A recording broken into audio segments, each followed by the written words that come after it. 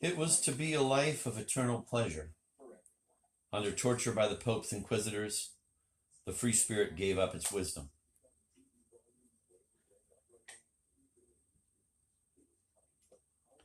As collected in Norman Cohn's The Pursuit of the Millennium, he who recognizes that God does all things in him, he shall not sin.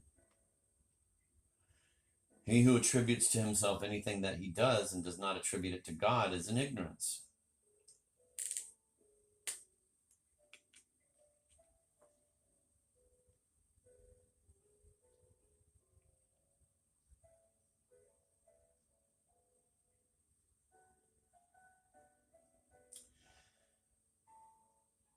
He who attributes to himself anything that he does and does not attribute it to God is in ignorance, which is hell. Nothing in a man's works is his own.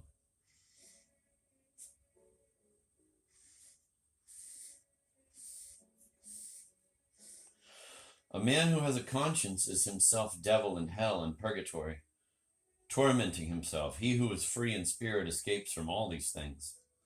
Nothing is sin but what is thought of as sin. One can be so united with God that whatever one may do, one cannot sin. The conclusion followed.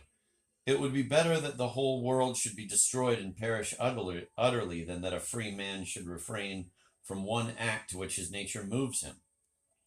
Half a millennium later, Nietzsche, speaking through Zarathustra, exchanged the language of negation for the language of affirmation, but only to give the same claim more force. What is the greatest experience you can have? It is the hour when you say, "What matters my happiness? It is poverty and filth and wretched contentment. But my happiness ought to justify existence itself."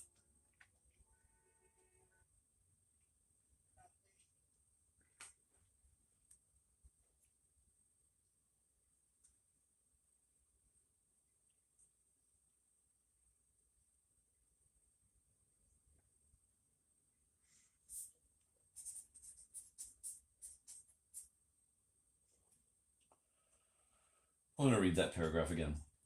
It was to be a life of eternal pleasure under torture by the Pope's inquisitors. The free spirit gave up its wisdom. As collected in Norman Cohn's The Pursuit of the Millennium, he who recognizes that God does all things in him, he shall not sin. He who attributes to himself anything that he does and does not attribute it to God is in ignorance, which is hell. Nothing in a man's works is his own. A man who has a conscience is himself devil in hell and purgatory, tormenting himself. He who is free in spirit escapes from all these things. Nothing is sin but what is thought of as sin. One can be so united with God that whatever one may do, one cannot sin. The conclusion followed. It would be better that the whole world should be destroyed and perish utterly than that a free man should refrain from one act to which his nature moves him. Half a millennium later, Nietzsche, speaking through Zarathustra, exchanged the language of negation for the language of affirmation, but only to give the same claim more force. Quote, "What is the greatest experience you can have? It is the hour when you say, 'What matters my happiness? It is poverty and filth and wretched contentment. But my happiness ought to justify existence itself.'"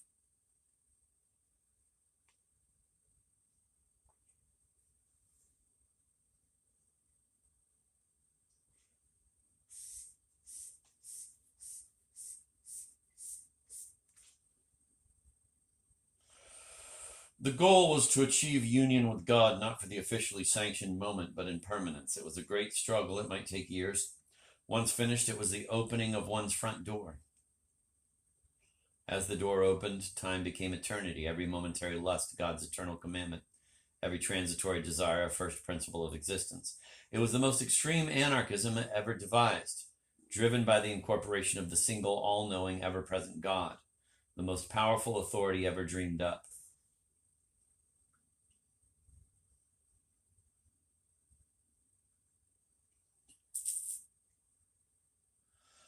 Though in some ways as old as Christianity, or even older than that, as an identifiable cult, the heresy of the Free Spirit came to light not long after the founding of the Orthodox orders. Emerging out of the University of Paris, near what would be known as Saint-Germain-des-Prés, early Free Spirit Illuminati were exposed and burned in about 1210. Marguerite Porete, whose La Mirror des Simples Aims, the Mirror of Simple Souls, is one of a handful of surviving free spirit texts not brought forth by torture, was put to the stake in Paris 100 years later. Her book reached England a century after that. The free spirit grew in strength and numbers when the Franciscans and the Dominicans began to slide into wealth and bureaucracy, leaving their roads for monasteries. From the mid-13th century, the heresy spread across Central Europe and rooted itself there. Traveling under different names, it was never an organized, let alone a hierarchical sect, though free spirit houses remained in place for generations. If one moves forward to the full-blown revival of the free spirit that Norman Cohn identifies in England in the revolutionary 1650s, if one returns to the ranters, to the sermons and tracts of Abiezer Kopp and Joseph Salomon, the heresy maintained itself whole for more than 400 years. It was, Cohn writes, an invisible empire.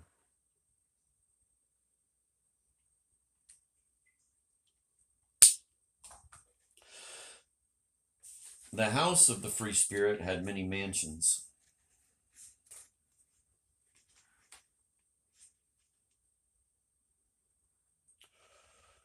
As the adepts believed that sin was a fraud, they believed that property, the result of work, humanity's punishment for original sin, was a falsehood.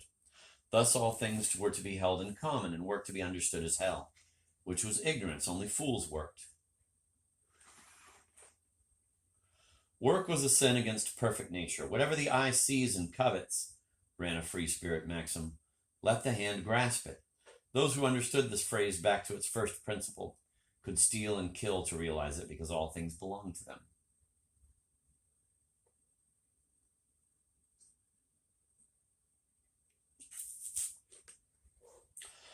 If original sin was traced to lust,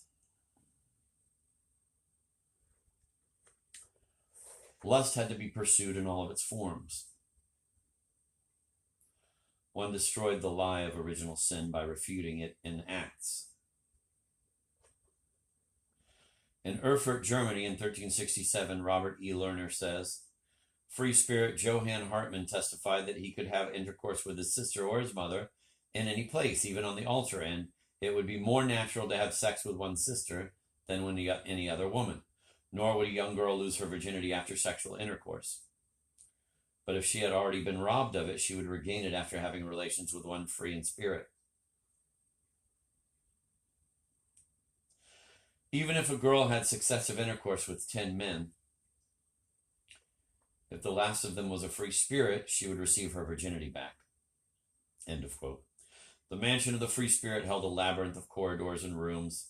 If most converts were enticed by the promise that sin was an illusion, only those who followed the staircases to the top were capable of understanding what existed to be understood. That just as a man or a woman could achieve permanent union with God, one could become God. This was not the petty free will of original sin, the freedom to say no to Michel discovered long, the freedom to say no that Michel discovered long before he entered Saint Maximin, but something more.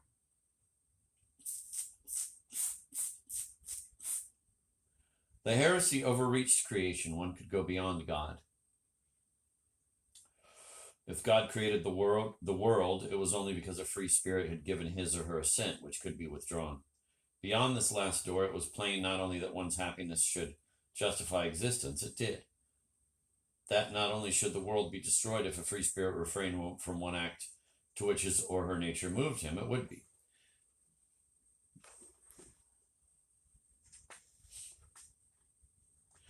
Anything was possible. The heresy overreached itself. The women of Schweidnitz, Cohn writes of one free spirit collective, claimed that their souls had by their own efforts attained a perfection greater than they had possessed when they first emanated from God, and greater than God had ever intended them to possess. To these women, the Holy Trinity was only a horse. They rode it as in a saddle. It remains the all-time blasphemy. Today we recognize only the catchphrase. Severed from its history, one could find it in the Village Voice in 1984. Reach 550,000 free spirits.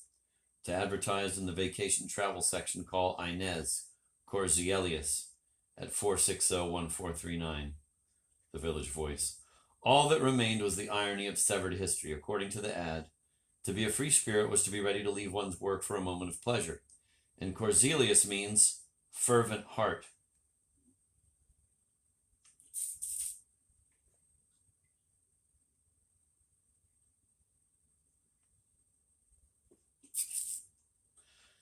But the poetic conviction of the free spirit remains so fierce that one can almost believe that the little notice was allowed to appear, that time was permitted to continue, that the world was not destroyed, because in their day, those of the free spirit did not refrain from those acts to which their nature moved them.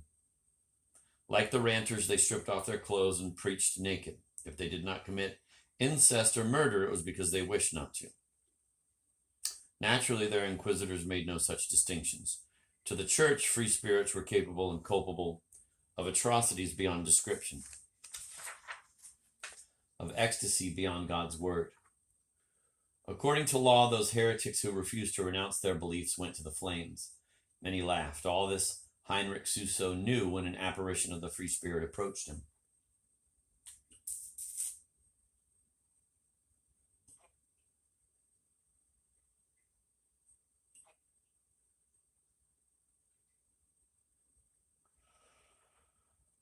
It was about 1330 in Cologne.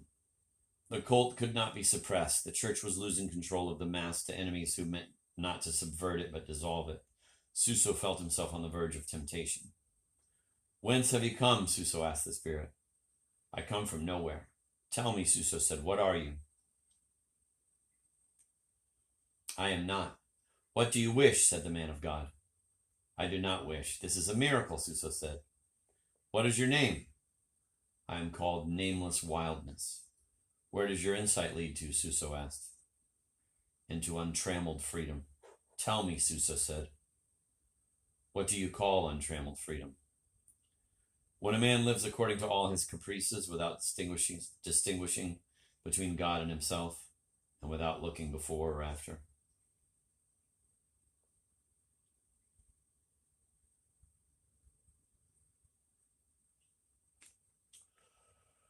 Killing time in the monastery, Michel would have read these words in the little book of the truth. It was everything he wanted, everything he was fighting against. The wedge was in.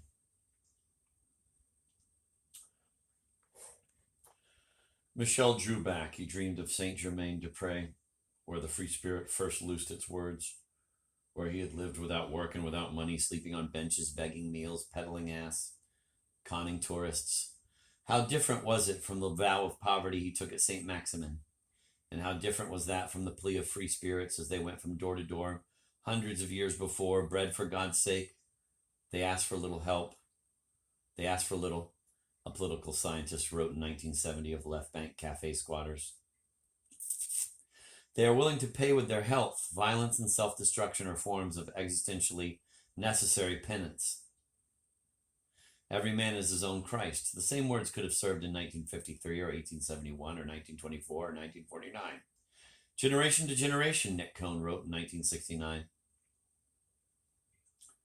judging the hippies after reading his father's book. Nothing changes in Bohemia.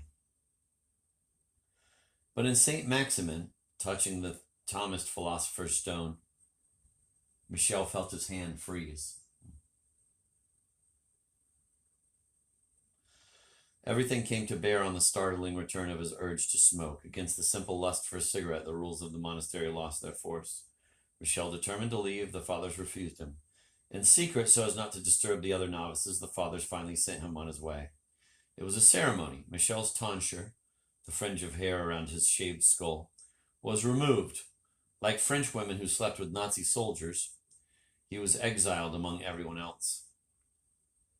With a naked head exposed to all who saw him as a sinner, a reprobate, a deserter, a freak, he went back to the world, waiting for his train to Paris, shunned by everyone else on that platform. Michel was filled with regret.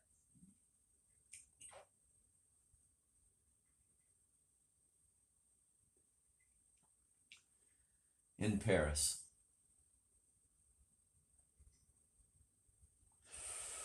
In Paris, the existentialists were already a tourist attraction. The doom maggots a stop on the tour. Michel slept in the parks and went to mass.